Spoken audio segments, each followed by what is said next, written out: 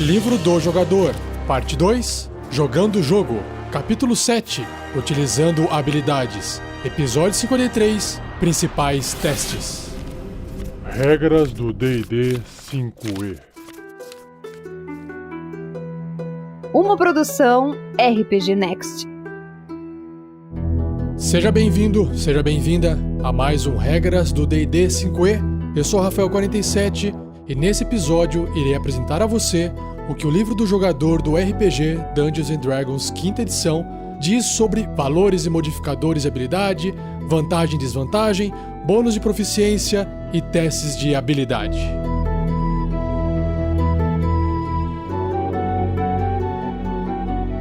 Seja você também um guerreiro ou uma guerreira do bem. Para saber mais, acesse padrim.com.br/rpgnext ou picpay.me/rpgnext.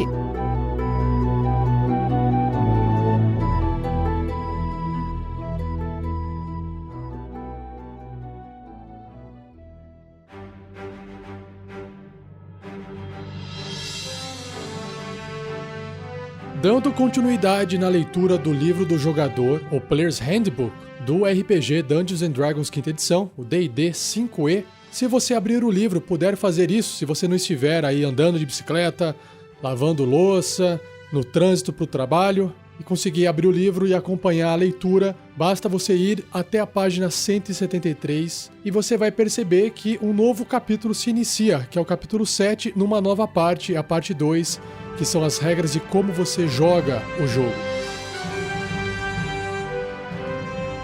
E o nome desse capítulo 7 é Utilizando Habilidades. Eu também gosto de falar atributos ao invés de habilidades, porque às vezes confunde habilidade com perícia, que em inglês é skill. Então vai de cada um. Aqui eu sempre gosto de repetir habilidade ou atributo, para ficar bem claro que não se tratam das perícias, das skills, ok? E o livro reforça aquelas 6 habilidades que já citei várias vezes até essa parte do livro, que também são 6 atributos, que não representam apenas as habilidades, os atributos de personagens, mas de qualquer criatura no mundo de D&D. Então são elas: força, que mede o poder físico; destreza, que mede a agilidade; constituição, que mede a resistência; inteligência, que mede o raciocínio e a memória; sabedoria, que mede a percepção e a intuição; e carisma, onde mede a força da personalidade. E o livro continua: o personagem é musculoso e perspicaz, brilhante e encantador, ágil e resistente. Os valores de habilidade definem essas qualidades, os atributos, os pontos fortes e fracos de uma criatura. As 3 principais jogadas do jogo, que são testes de habilidade, testes de resistência e jogadas de ataque, dependem desses 6 valores de habilidade. A introdução do livro descreve a regra básica por trás dessas jogadas, que é rolar um dado de 20 faces, um D20, adicionar um modificador de habilidade derivado de um dos 6 valores de habilidade e comparar o resultado com o número alvo. Ou seja, você rolou um D20 e tirou 10, por exemplo. Você tem mais 2 de destreza. Então você soma 2, deu 12. E aí você vai comparar 12 com um número alvo, uma dificuldade, um número de desafio. Pode ser uma classe de armadura, pode ser, de repente, uma dificuldade para poder desarmar uma armadilha, ok? Se você tirou um valor igual ou maior, você superou aquele desafio. Esse capítulo se concentra em como usar os testes de habilidade e os testes de resistência, cobrindo as atividades fundamentais que as criaturas podem tentar realizar durante o jogo. As regras para as jogadas de ataque estão no capítulo 9, que eu vou apresentar para vocês em episódios futuros. E outra coisa, lembrando que nesse episódio 53, eu não vou conseguir apresentar o capítulo 7 inteiro para vocês, ok? Eu vou até uma parte dele. Então vamos lá, qual que é o primeiro tópico? São os valores e modificadores de habilidade, ou seja, o número do seu atributo, o quanto você vai ter de força e qual é o bônus que isso tem e o que o bônus dessa força, se existir, às vezes também pode ser até uma penalidade ao invés de bônus, vai influenciar nas suas rolagens. Então o livro diz aqui, cada uma das habilidades ou atributos de uma criatura possui um valor, um número que define a magnitude dessa habilidade. Um valor de habilidade não é apenas uma medida de capacidades inatas, mas também abrange o treinamento e a competência da criatura em atividades relacionadas a essa habilidade. Ele continua: um valor entre 10 e 11 é a medida de um humano normal, mas os aventureiros e muitos monstros estão acima da média na maioria de suas habilidades, claro, né? Um valor de 18 é o mais alto que uma pessoa normalmente atinge. Aventureiros podem ter valores tão altos quanto 20, e monstros e seres divinos podem ter valores tão altos quanto 30. Cada habilidade também possui um modificador, derivado do seu valor e variando entre -5, ou seja, você vai ter um valor de modificador -5, se a sua habilidade ou seu atributo for 1. Imagina, for igual a 1, tipo força igual a 1. O modificador de força vai ser -5. Até +10 para um valor de habilidade igual a 30.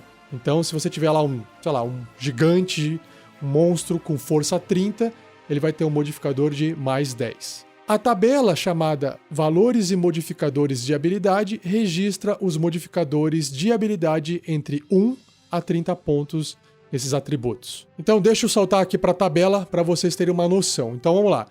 Se o seu valor de habilidade é 1, o seu modificador é -5, como já falei. Se ele for de 2 a 3, o modificador é -4. E aí isso vai subindo. Quando chega de 10 a 11, não há modificador, é 0, ok? De 12 a 13 é +1, de 14 a 15 é +2, e assim vai subindo de 1 em 1, até chegar em 10, quando o valor da habilidade for igual a 30.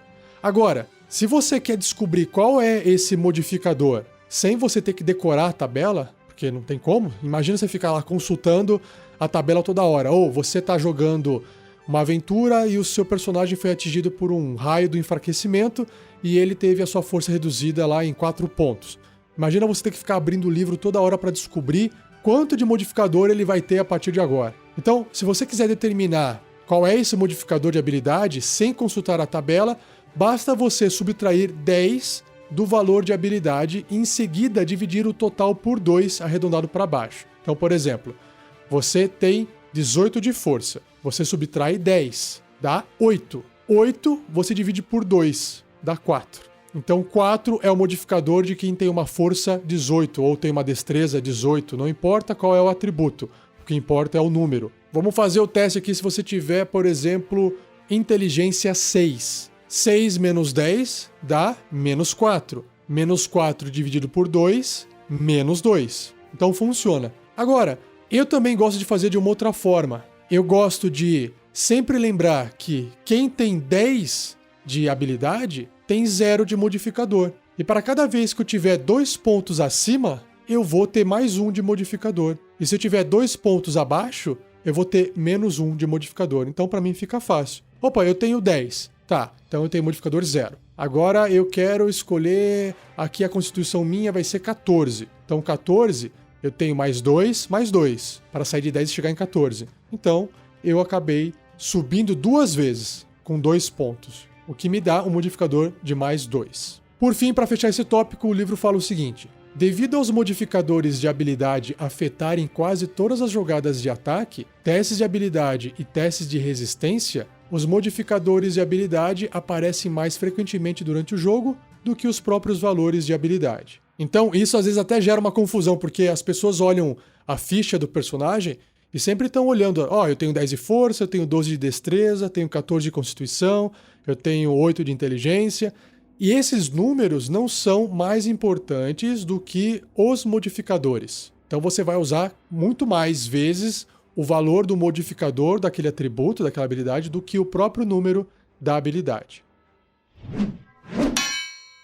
Próximo tópico se chama vantagem e desvantagem. Já falei aqui diversas vezes em outros episódios, mas o livro vai reforçar e vai explicar bem o que são as vantagens e desvantagens nas rolagens. Então ele diz assim: algumas vezes uma habilidade especial ou magia concedem vantagens ou desvantagens em um teste de habilidade, teste de resistência ou jogadas de ataque. Quando isso acontecer, você deve jogar um segundo D20 quando realizar a jogada. Você deve usar o resultado mais alto entre os 2 dados se possuir vantagem e usar o resultado mais baixo se possuir desvantagem. Cara, essa regra, na 5ª edição, apesar de ser muito simples, é fantástico. é muito mais legal você falar se o personagem tem vantagem ou se ele tem desvantagem, e aí você rola 2 dados de 20 face, pega o maior resultado ou pega o menor resultado.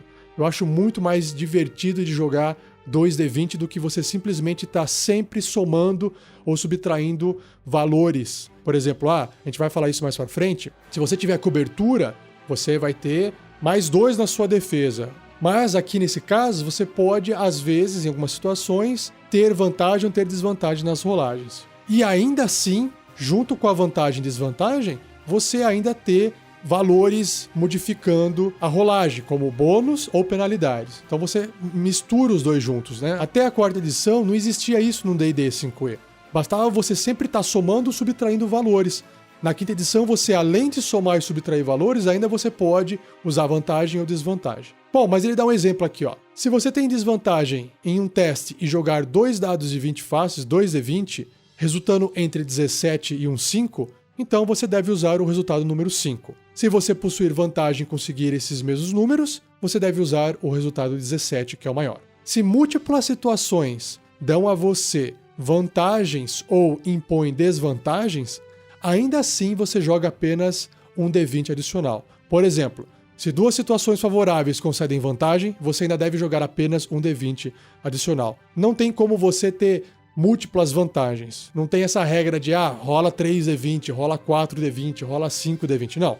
Ou você tem vantagem, ou você não tem vantagem, ou você tem desvantagem, ok? O que mais que tem aqui? Se alguma circunstância provocar uma jogada que tenha tanto uma vantagem quanto uma desvantagem, ou seja, os dois lados opostos, considera-se que você não possua nenhuma delas e deve jogar apenas um D20, ou seja, eles vão se anular. A vantagem vai anular a desvantagem e você vai fazer uma rolagem normal. Isso funciona da mesma maneira se várias circunstâncias impõem desvantagem e apenas uma concede vantagem ou vice-versa. Em tal situação, você não terá nem vantagem nem desvantagem, o que faz todo sentido, né? Quando você possui vantagem ou desvantagem em alguma coisa do jogo, tal como o traço racial sortudo dos Halflings, permite refazer uma jogada de um D20, só um dos dados pode ser jogado de novo.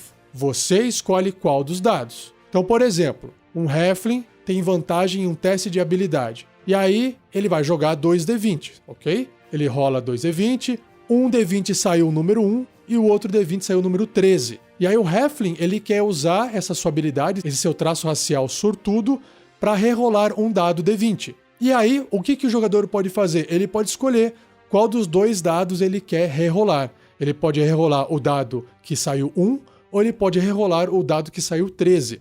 Como o 13 já é um valor interessante, talvez rerolar o dado que saiu 1 seja melhor, porque aquele 1 pode acabar virando um 20, por exemplo. Ou, mesmo que aquele resultado seja menor do que 13, você já garantiu o 13 por ser uma rolagem com vantagem. E o livro finaliza esse tópico dizendo o seguinte: você geralmente adquire vantagem ou desvantagem através do uso de habilidades especiais, ações ou magias. A inspiração, que é uma habilidade que a gente vai falar sobre ela no capítulo 4, mais pra frente, também pode conceder uma vantagem ao seu personagem em testes relacionados com a personalidade do personagem, ideais ou vínculos. O mestre também pode decidir que algumas circunstâncias influenciam a jogada em um sentido ou no outro e assim conceder vantagem ou impor desvantagem na jogada. Resumindo, não existe uma regra precisa que determina em todas as situações quando se usa vantagem ou desvantagem, ok?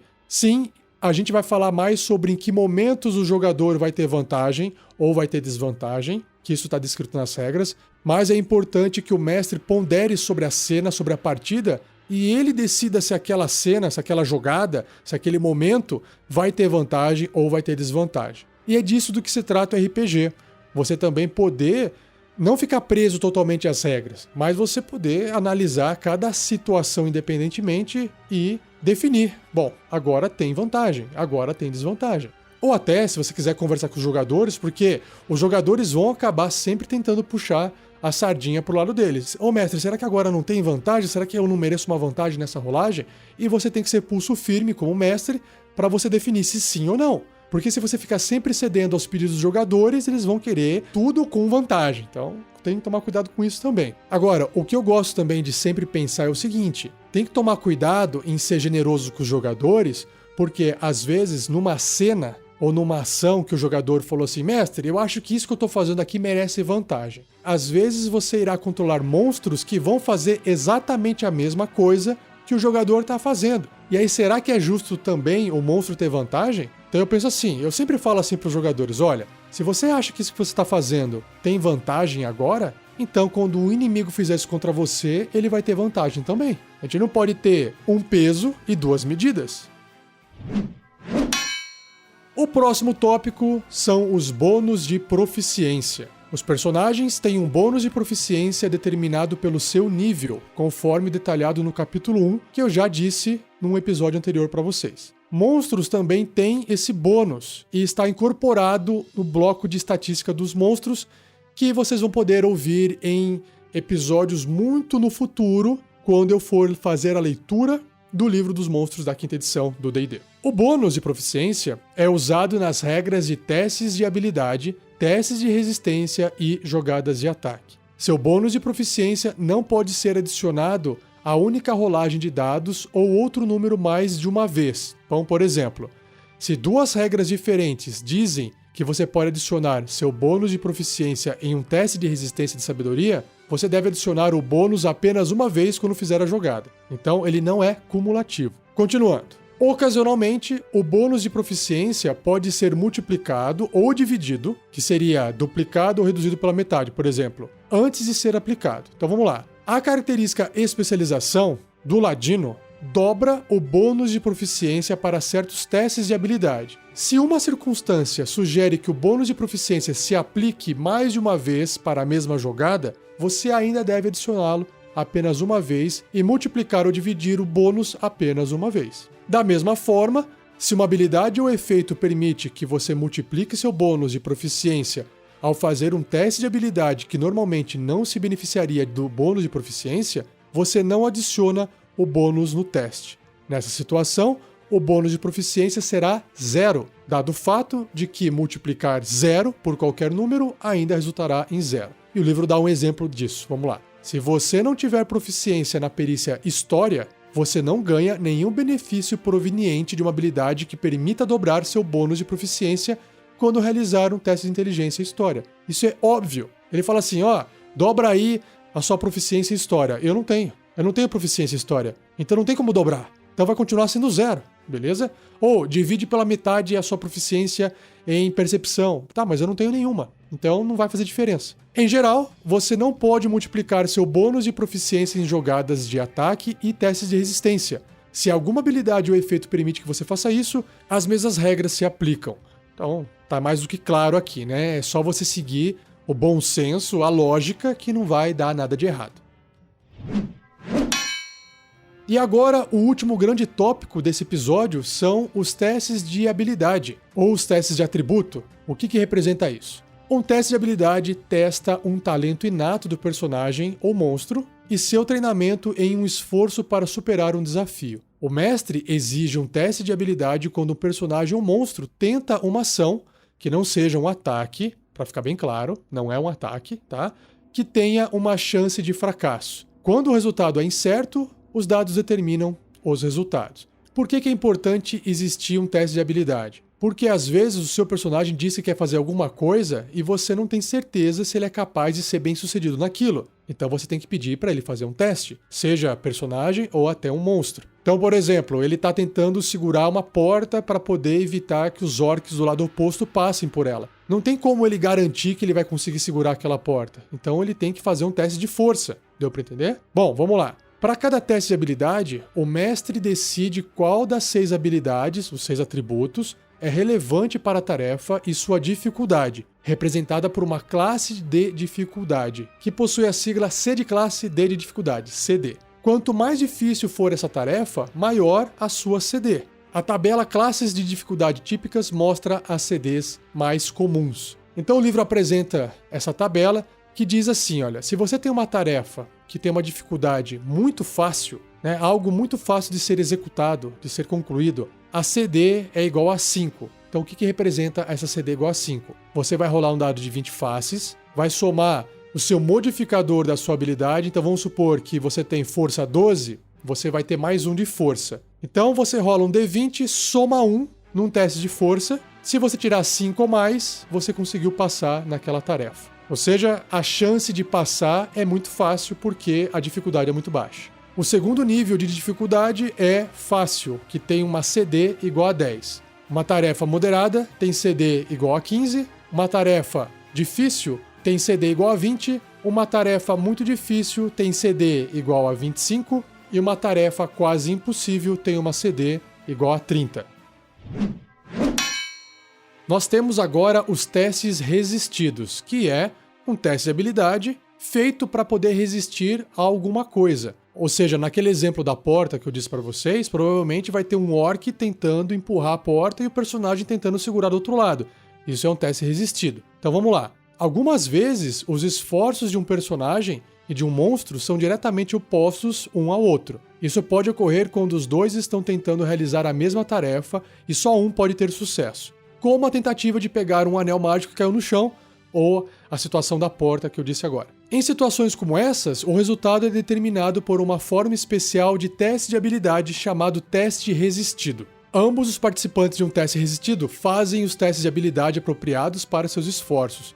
Eles aplicam todos os bônus e penalidades apropriados, mas em vez de comparar o resultado com uma CD, uma classe de dificuldade, eles comparam os resultados de seus testes entre si. O participante com o maior resultado vence. Aí significa que esse personagem ou monstro obteve sucesso na ação ou impediu o outro de obter sucesso. Se um teste resistido resultar em empate, a situação continua a ser a mesma de antes. Assim, o competidor pode vencer um teste resistido mesmo em um empate. Se dois personagens realizam um teste resistido para arrebatar um anel que está caído no chão, nenhum deles consegue agarrá-lo, ou seja, a situação inicial se mantém. Em uma disputa entre um monstro tentando abrir uma porta e um aventureiro tentando mantê-la fechada, um empate significa que a porta permanece fechada. E se fosse o contrário, se a porta já estivesse aberta e alguém está tentando manter a porta aberta, então a porta continuaria aberta num teste resistido que tivesse dado empate.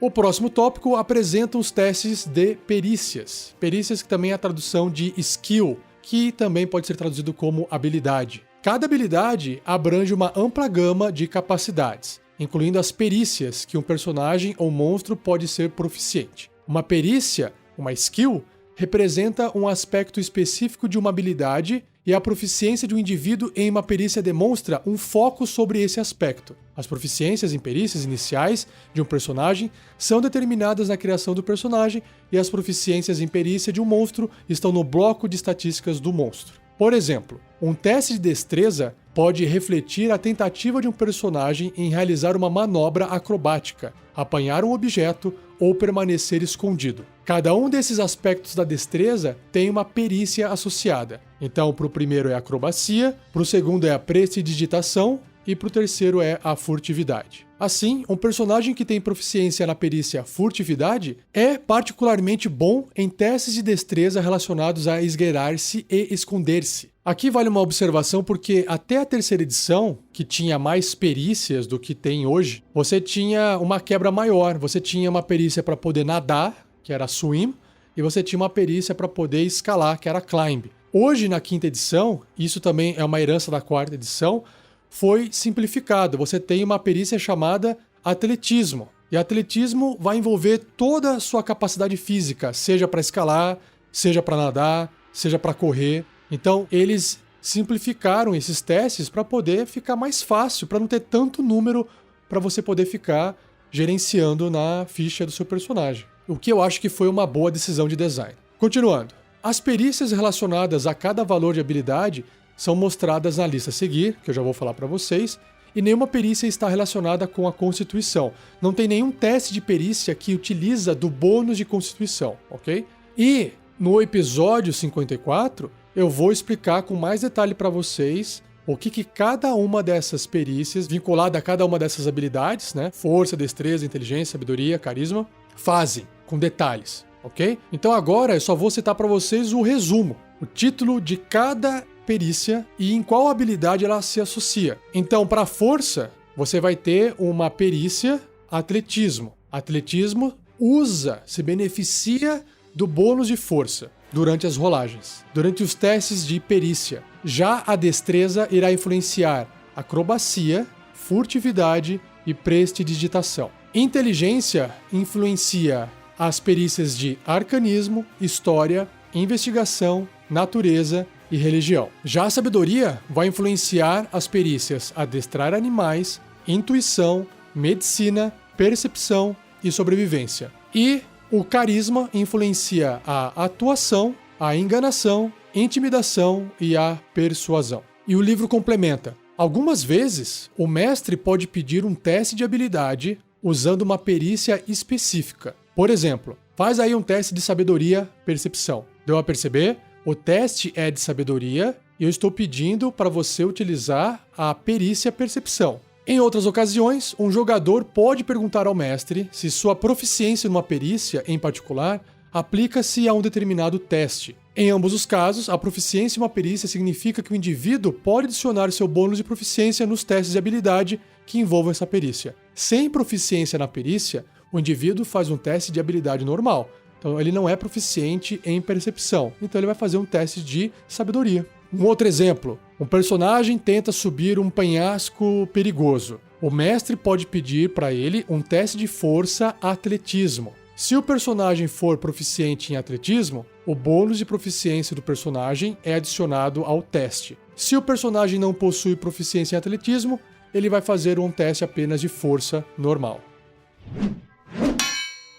Agora, o livro apresenta uma variação de regra, ou seja, se você quiser usar, você pode usar, se você não quiser usar, não tem problema nenhum, que é perícias com habilidades diferentes. Normalmente, a proficiência de uma perícia só se aplica a um tipo específico de teste de habilidade. Proficiência em atletismo, por exemplo, geralmente se aplica a testes de força.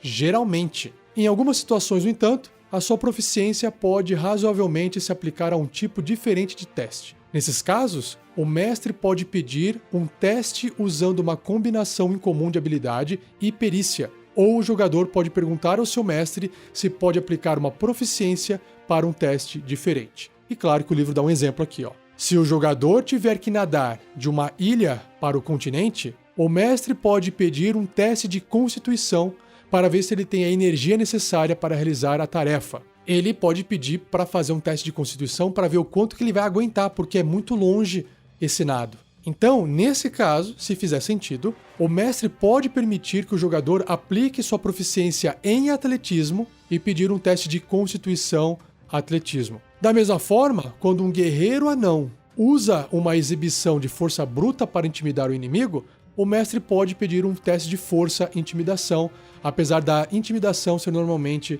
associada com carisma.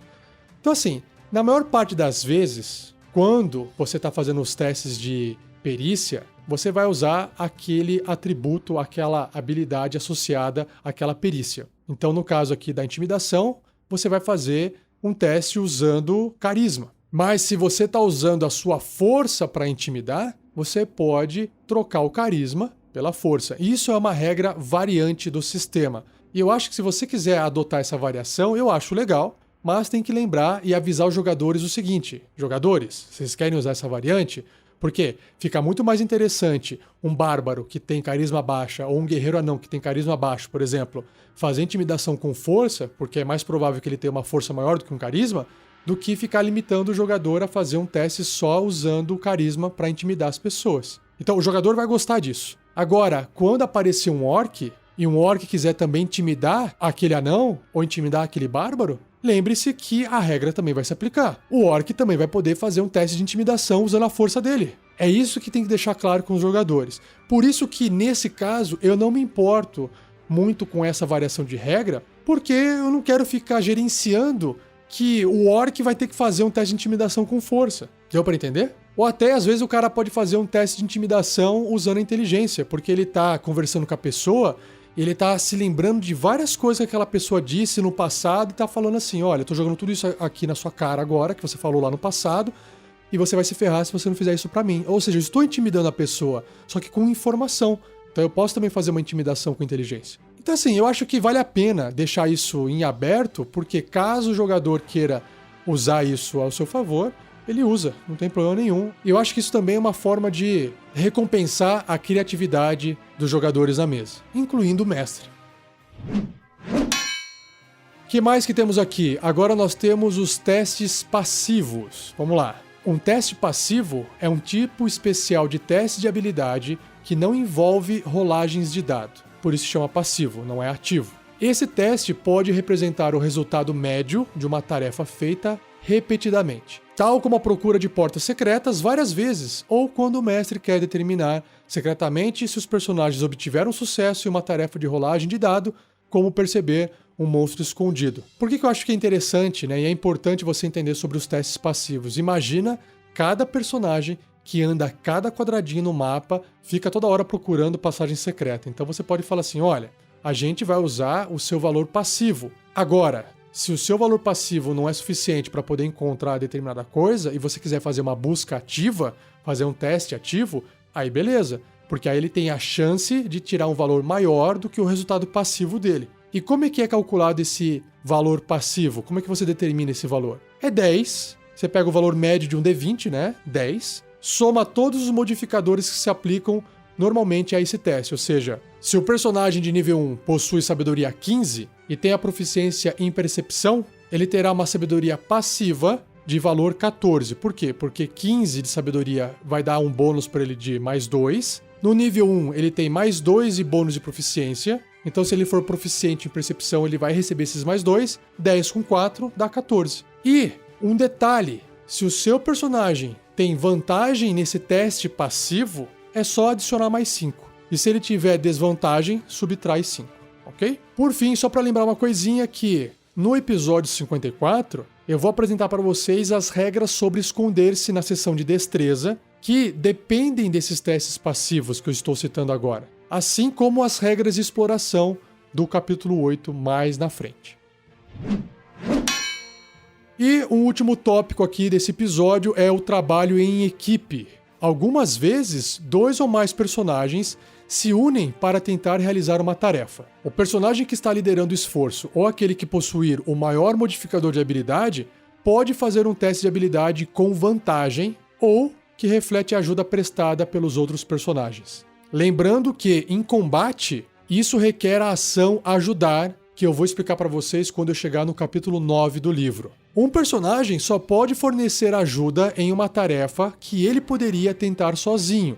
É claro, pessoal, eu não posso ajudar alguém a fazer alguma coisa que eu não tenho condições de fazer. Então, por exemplo, tentar abrir uma fechadura requer proficiência com ferramentas de ladino, de ladrão. Então, um personagem que não tem essa proficiência, não sabe fazer isso, não pode ajudar outro personagem nessa tarefa. Além disso, um personagem pode ajudar apenas quando 2 ou mais indivíduos trabalhando juntos seria realmente produtivo. Ou seja, uma tarefa aqui, enfiar uma linha numa agulha. Não adianta ter 2 pessoas. 2 pessoas fazendo essa tarefa não vai tornar a tarefa mais fácil. Então usem o bom senso, tá bom?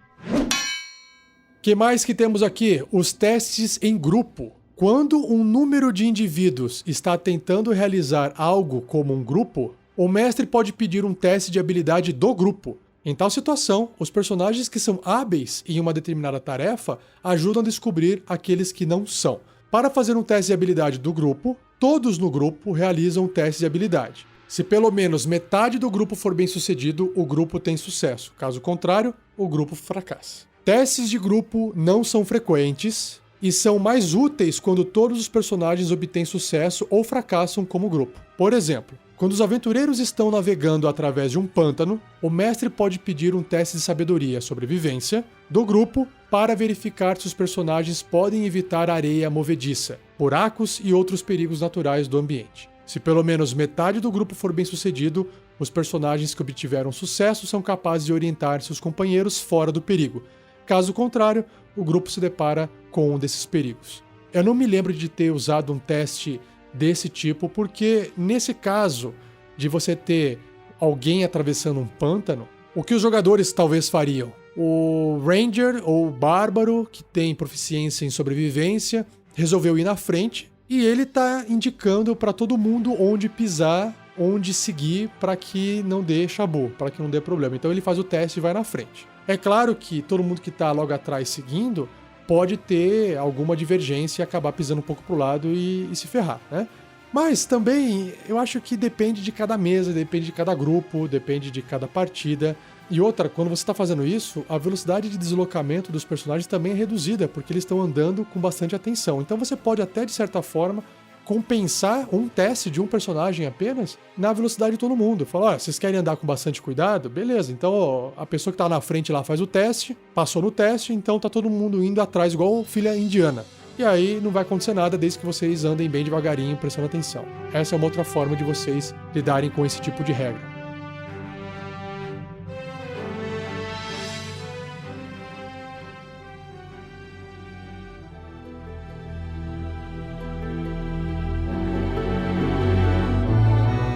E assim eu encerro esse episódio, espero que você tenha gostado.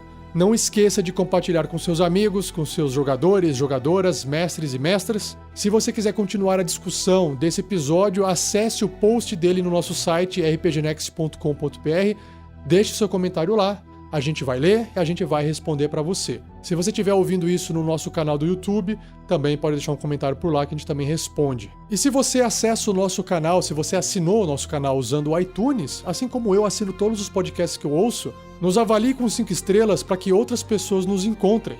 Isso vai ajudar bastante o nosso projeto a crescer. E não perca o próximo episódio, o episódio 54, onde irei abordar as regras de como usar cada habilidade e fazer testes de resistência. Então, muito obrigado por ficar comigo até aqui, um abraço e até o próximo episódio.